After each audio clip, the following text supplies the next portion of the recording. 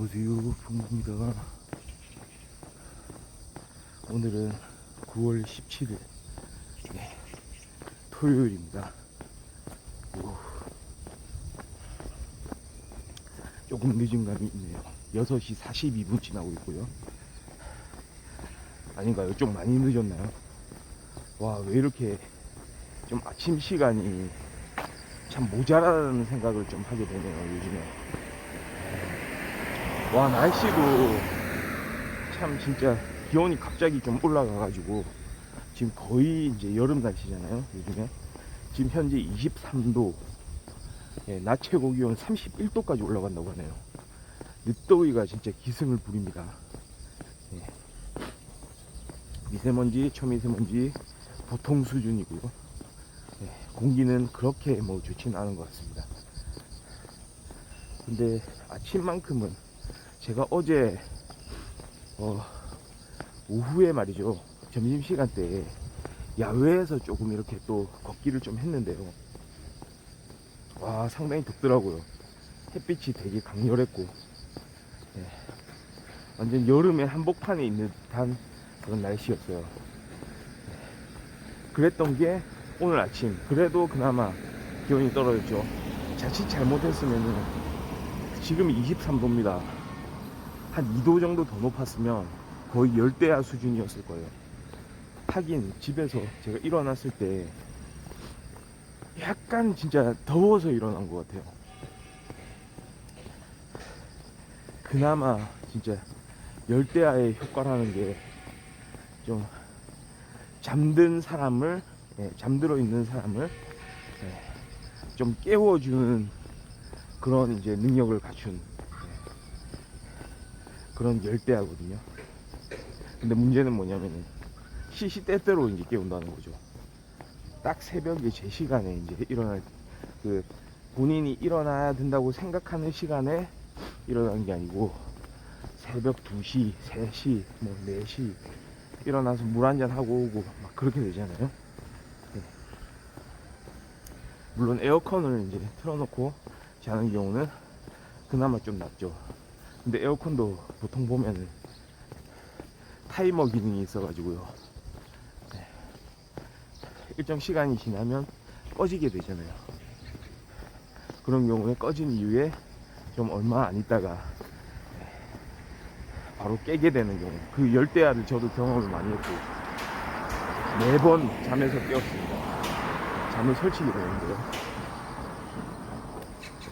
혹시라도 9월에, 게다가 이제 9월 말이 다 되죠. 9월 말에 열대야가 오면 참 이것도 엄청난 이제 충격이 전해지지 않을까. 그러니까 최근에 좀 기상 이변이 많고 이렇기 때문에 뭐 앞으로 꼭 그렇진 않을 거다라고 장담은 못할 것 같아요. 그렇습니다. 하여튼 오늘 하루 이따가 또 낮에 되게 무더운 날씨가 이어진다고 하는데 좀 또 복장이라든지 이런 거 잘 이제 갖춰가지고 또 좀 시원한 장소에서 잘 이렇게 늦더위를 이렇게 통과했으면 좋겠네요.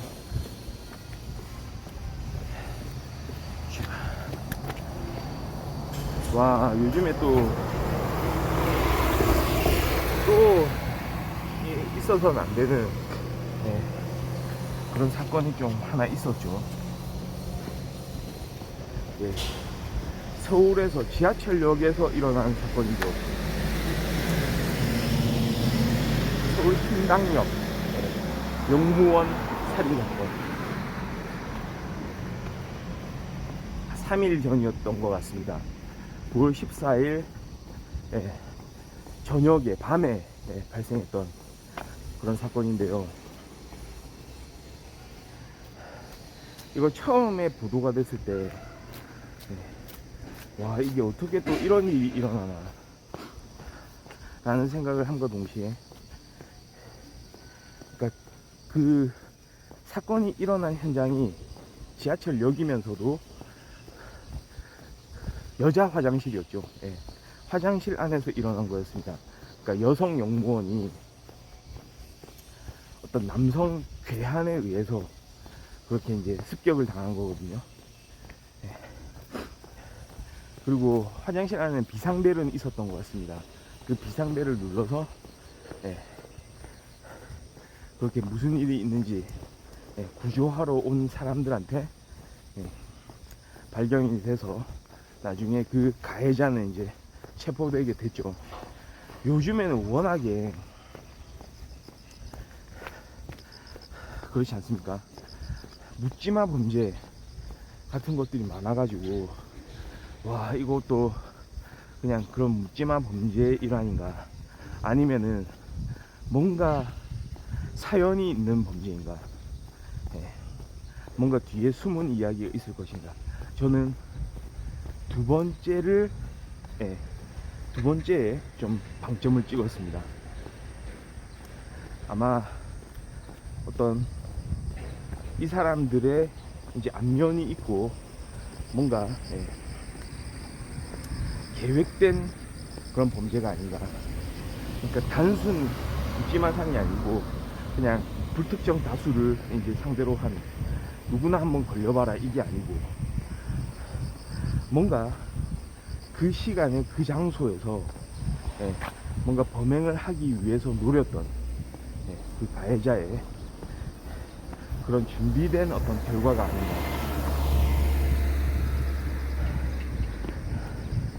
그러니까 사실 당시에 처음 이 사건에 대해서 예, 바라봤을 때는 별다른 근거도 없었어요. 증거가 없었죠. 근데 좀 그렇게 추정이 되더라고요. 그 현장 자체가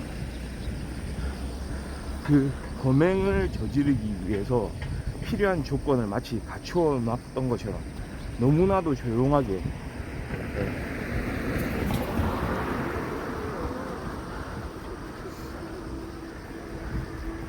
그 가해자한테 유리한 어떤 환경이 이제 만들어졌던 거였거든요.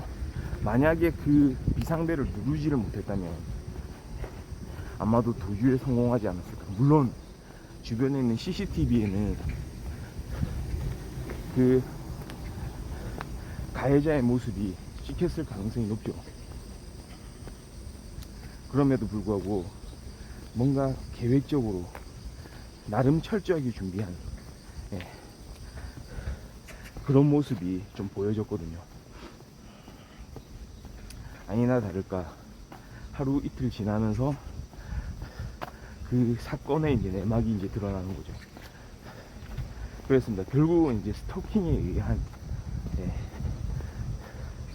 그 숨은 뒤에 이제 이면에는 스토킹이라는 예, 하나의 범죄가 예, 같이 숨어 있었던 거죠. 그러니까 이게 좀 참 심각한 게 어떤 거냐면 이런 사건이 벌어졌을 때 통상 원한에 의한 범죄, 예, 뭐 보복 범죄, 예, 뭐 이런 이야기를 하거든요. 원한이 있었다, 보복행위다 이런 얘기를 합니다. 그러면 이 피해자가 말이죠. 피해자인 이 여성이 뭔가 잘못한 행위가 있는지 한번 따져봐야 되지 않을까요? 원한을 살 만한 행동을 했는가? 네. 그게 거꾸로 이 가해자인 남성에게 뭔가 피해를 끼쳤는가? 라는 걸 생각을 해봐야 되는데 아무런 피해를 주지 않았다면, 아무런 잘못을 저지르지 않았다면 그게 과연 원한을 살 일이 될 수가 있나요? 심지어는 내용은 그렇습니다. 단연간 말이죠. 대략 한 2019년부터 시작된 것 같아요. 계속해서 막 이렇게 연락을 취해왔던 것 같습니다. 수백 번에 걸쳐서 아마도 그 여성 피해자는 뭐 거절의 의사를 표시를 했겠죠. 그런데도 불구하고 계속 만나자, 사귀자, 네, 이런 메시지들을 계속해서 보냈던 것 같습니다. 그리고 이제 피해자는 더 이상 견디지를 못해서 아마도 그 외에 다른 행동들도 했겠죠. 정말로 그렇게 수백 번씩 상대방의 의사를 고려하지도 않고 자신이 하고 싶은 대로 그 상대방한테 피해를 주는 사람이 말이죠, 과연 젠틀하게 진짜 말만 그렇게 했을까요? 물론 말만 그렇게 하는 것도 젠틀한 건 아니죠. 아마도 다른 폭력적인 언행, 폭력적인 언사, 그 다음 폭력적인 행동들을 같이 그런 과정 속에서 함께 해오면서 피해자를 괴롭혔을 가능성이 많죠. 그래서 결국 피해자는 거기에 대해서 처음에는 아마도 좋게 해결할 마음이 있었겠죠. 그냥 말로써 싫다, 싫은 의사를 표현을 하고, 그러면 사실 끝입니다. 그걸로 끝나야 되는 게 맞는데, 문제는 뭐냐면 계속해서,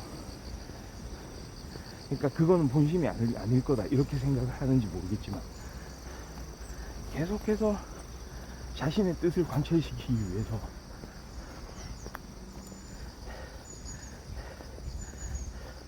자신만의 왜곡된 그런 방법으로 그렇게 다른 사람한테 접근을 하게 되는 그런 경우들이 있다는 거죠. 알려진 바에 따르면 피해자가 2차례에 걸쳐서 이 상대방을 고소를 했던 것 같아요. 그게 아마 작년일 겁니다. 작년 11월 이후에 그렇게 고소 진행을 2차례를 했고, 이게 이제 범죄 행위냐 아니냐에 대해서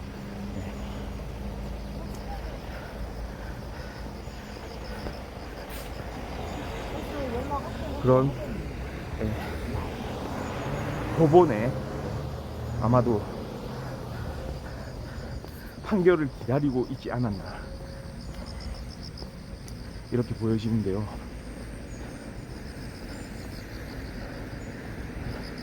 그러니까 자신이 저지른 일에 대해서, 그러니까 가해자 입장에서 자신이 잘못을 저질렀기 때문에 피해자가 참다 그런 대응을 하는 건데, 그 대응 자체를 달가워하지는 못했겠죠. 그러니까 그것도 사실은 자신이 저지른 그 행위의 결과일 뿐인데, 자신이 그것 때문에 어려운 처지에 놓이게 됐다. 물론 자신 직장에서 직위 해제를 받은 상태라고 하더라고요. 그러니까 여러 가지 좀 개인적인 어려움은 있었겠죠. 하지만 그 결과가 뭡니까? 어디서부터 시작된 결과입니까? 결국은 자신이 저지른 일이었어요. 그런데 상대방이 어떤 살기 위해서 그 고통을 좀 끊어내기 위해서 그렇게 한 행동이 과연 원한을 살 행동이고 보복의 대상이 되는 행동이냐는 거예요. 그러니까 여기에는 좀 진짜 의문을 품게 됩니다. 심지어는 일부 정치인들은 이 사건에 대해서 본질을 좀 놓치고 있는 것 같기도 하더라고요. 마치 한 정치인은 가해자하고 피해자를 같은 선상에 두고 가해자하고 피해자에 대해서 뭔가, 특히 가해자 입장에서 가해자를 두둔하는 듯한 그런 표현을 하기도 하거든요. 그러니까 참 말하기 좋게 이제 이야기를 하는 겁니다. 그러니까 마치 이 가해자도 우리 사회가 만들어낸 하나의 이제 피해자이다. 약간 이런 뉘앙스. 그러니까 가해자와 피해자가 생겨나는 게 이게 다 문제다. 그러니까 이 가해자의 부모님은 또 어떻게 생각할 것인가. 이 피해자, 피해자의 부모님, 또 가해자의 부모님들은 어떤 심정이겠느냐. 막 이런 이야기를 한다는 거죠. 그러니까 부적절하죠. 그러니까 결국은 뭔가 행위와 행위가 이렇게 겹쳐지는 그런 상황들에 있어서 피해자가 그 가해자로 하여금 그런 가해를 일으키게, 범죄를 일으키게 하는 동기를 제공했다, 이런 식으로 이제 여겨지게 만드는 거거든요. 저는 그건 좀 잘못됐다고 봅니다. 예전에 불과 얼마 전이죠, 또 올해 있었던 사건 중에 하나가 대구 변호사 사무실 습격 사건이 있었잖아요. 그때도 많은 무고한 사람들의, 거기에 근무하던 직원들의 그 인명피해가 있었는데, 저는 이제 거꾸로 그 사건하고 좀 비슷해 보여요. 그러니까 그 범행을 저지른 그 당사자는, 물론 당사자도 사망하긴 했지만, 이게 신기합니다. 그때도 변호사에 대해서 공격할 마음으로, 습격할 마음으로 범죄를 저지른 게 맞는데, 문제는 대상이 되는 변호사가 맞죠. 자신의 사건을 담당했던 자신 측 변호사가 아니고 상대방 변호사였다는 거예요. 심지어는 판사도 아니고 그 사건을 담당했던, 그리고 자신 측을 변호했던 그 변호사도 아니고. 그러니까 이해라도 되죠. 아, 왜 그렇게 변론을 못했냐, 왜 그런 판결을 내렸냐. 만약에 판사나 자신 측 변호사였다면 그래도 있어서는 안 되는 일이지만, 그래도 논리적으로는 조금 생각을 할 수가 있다는 거. 근데 문제는 상대방 변호사 사무실을 습격했다는 데 있습니다. 그러니까 상대방은 당연히 그 상대방의 논리를 펼 수밖에 없는 거죠. 그러니까 그게 합당할 겁니다. 당연합니다. 법정에서 그렇게 당연히 1대1로 서로 간에 반대 진영에서 각자의 논리를 펴는 거잖아요. 그래서 그게 사실관계를 파악을 하고, 그 다음에 그런 법리를 이제 풀어나가면서 어느 쪽이 더 올바른 선택을 하게 되는가, 어느 쪽이 올바른 결정을 하게 만들어주는 타당한 논리를 제공을 하는가, 그런 판단을 거쳐 가지고 결국 결정이 내려질 거 아니에요. 판결이 날 겁니다. 그런데 상대방 변호사에 대해서 원한을 품는다는 거, 보복을 해야 되겠다고 생각하는 게 그게 논리적으로 합당한 결과인가요? 저는 그렇진 않다고 보거든요. 물론 되게 기분이 안 좋을 수는 있겠죠. 결국 소송에서 졌으니까. 그 다음에 상대방이 어떤 내가 한 행위에 대해서 되받아치는 행위를 했으니까, 그 되받아치는 게 근데 원인은 내가 공격을 했기 때문인 거죠. 자신이 그러니까 어떻게 생각하든지 간에 항상 그거는 어쩔 수 없이 인정해야 되는 부분이거든요. 그렇습니다. 그러니까 이번 신당역 사건 같은 경우에도 자신이 거꾸로 상대방으로부터 일정 정도의 그런 리액션을 받지 못할 거라는 생각을 한 거는 잘못이 아닌가요? 특히나 그건 상대방한테 피해를, 진짜 강력한 피해를 주는 그런 행동을 했음에도 불구하고 자신한테 되돌아올 게 전혀 없었다 라고 생각하는 오히려 사실이 맞지 않는 것 같습니다. 신당역 사건에서 그 가해자가 이제 했던 행동을 보면 아마도 사전 준비를 철저하게 했던 것 같아요. 다른 역에서 말이죠, 그 내부 시스템에 들어가서 그 피해자, 그 여자 영무원의 근무 시간 막 이런 거를 파악을 했고, 그 다음에 아마도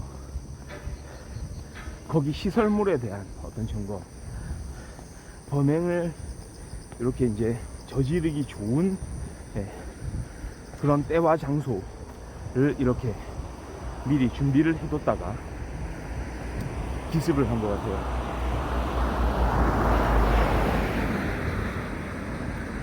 그러니까 그 원인은, 그렇게 한 이유는 그렇게 삐뚤어진 어떤 원한의 심리, 보복의 심리가 되는 거죠.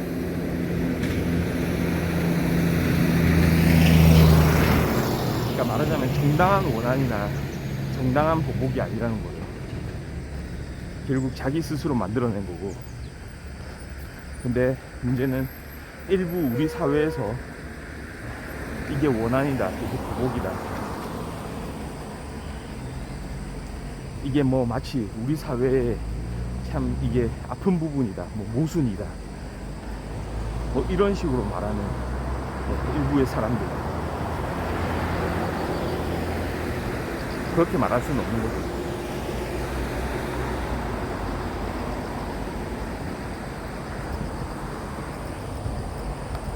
또 한편으로는 그런 생각도 들어요. 과연 그 상황에서 그 영무원으로서, 그 피해자로서 어떻게 대처를 했어야 됐을까? 그러니까 좀 그런 장소라는 게, 그 시간대에 그 장소라는 게 그렇게 안전한 그런 상황은 아니거든요. 맞잖아요. 일종의 밤늦게 그렇게 근무하는 건 우리가 말하는 당직하고 비슷하죠. 회사에서 하고 있는 당직 업무, 뭐 그런 건데요. 저는 좀 그런 생각이 있어요. 사실 당직 근무를 서면서 그렇게 기습을 받아서 피해를 입게 되는 그런 사건이 좀 많았던 것 같아요. 그러니까 당직이라는 거는 옛날에 정말 과학기술이 진짜 전혀 발전하지 못했을 때, 그냥 사람의 힘으로 모든 걸 다 해야 됐을 때, 그냥 사람의 눈으로, 사람의 손으로 일일이 뭔가를 확인하고, 거기에서 발생하는 뭐 현안들을 다루고, 결국 사람들이 막 다 하는 그런 과정 속에서 그런 위험에도 또 노출이 된 거였거든요. 근데 지금은 다르잖아요. 과학기술이 발전했고 무인 보안 시스템도 가동을 하고요. 그러니까 불특정 위험에 노출되어 있는 그런 당직자를, 그러니까 그런 당직 시스템을 운영하기보다는 아예 당직을 차라리 폐지하는 게 나아요.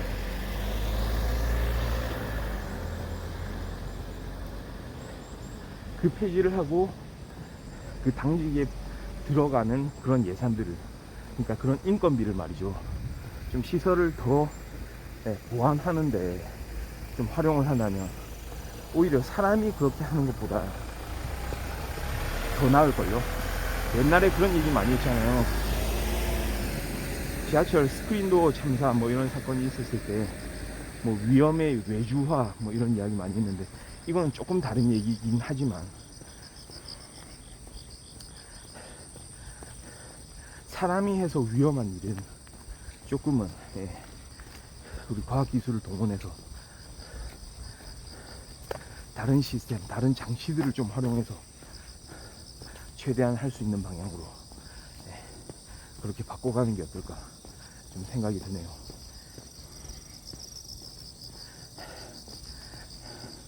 그렇습니다.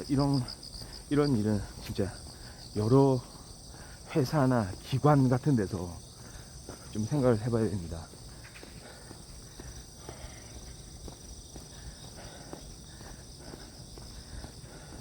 그러니까 이거는 그 상황 자체가 아주 피해자한테는 위험한 그런 현장을 제공을 했던 거거든요. 위험한 현장이 되었던 겁니다.